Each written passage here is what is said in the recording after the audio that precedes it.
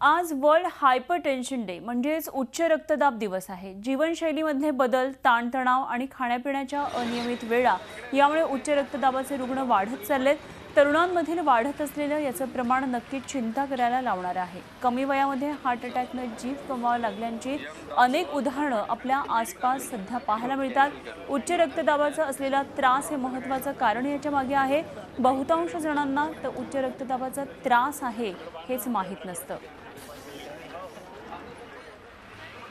ज्यांना ऑलरेडी उच्च रक्तदाबाचं डायग्नोसिस झालेलं आहे अशा पेशंट्सनी नियमितपणे रक्तदाबाची जी औषध दिलेले आहे ते नियमितपणे घ्यायला पाहिजे। आपल्या आहारामध्ये मिठाचं प्रमाण एकदम कमी केलं पाहिजे।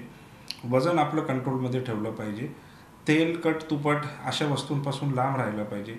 नियमित 6 तास झोप असली पाहिजे आणि 15 ते 20 मिनिटं फिजिकल ॲक्टिव्हिटी रोजच्या रोज असली, at least 5 days of a week, म्हणजे आठवड्यातून 5 दिवस तरी फिजिकल ॲक्टिव्हिटी त्यांना असली पाहिजे।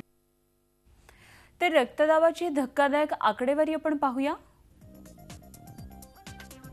रक्तदाब असलेल्या जगभरातल्या व्यक्तींमध्ये 20% हे भारतीय आहेत।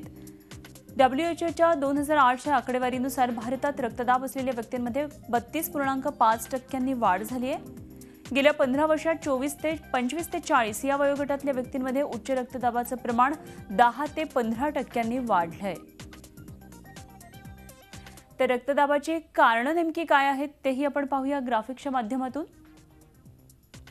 अवेळी खाणं पिणं, जंक फूड, पॅकेज पदार्थ खाण्याचं वाढलेलं प्रमाण, व्यायामाचा अभाव, अपुरी झोप यामुळे जीवनशैली तणावपूर्ण। तर रक्तदाब नियंत्रणामध्ये ठेवण्यासाठी काय करणं गरजेचं आहे तेही आपण पाहूया। आहारामध्ये मिठाचं प्रमाण कमी ठेवावं। तेल आणि तुपाचं प्रमाणही कमी असावं। आहारामध्ये फळं, भाज्या, कडधान्यांचा समावेश अधिक हवा।